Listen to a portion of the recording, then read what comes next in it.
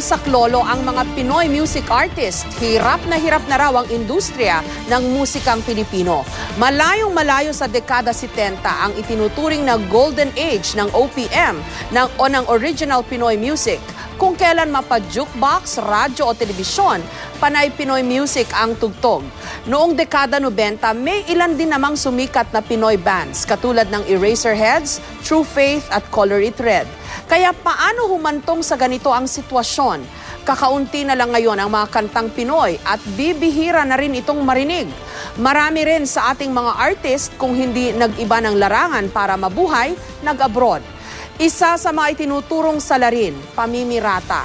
Ang pinaghirapang buuin na mga awitin, mabilis na idina-download ng iligal o ibinibenta sa mga bangketa.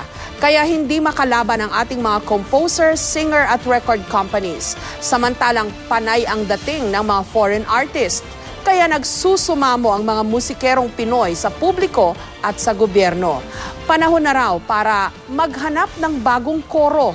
Parang araw sirang plaka na panay ang hiling ng suporta para sa kanilang sining.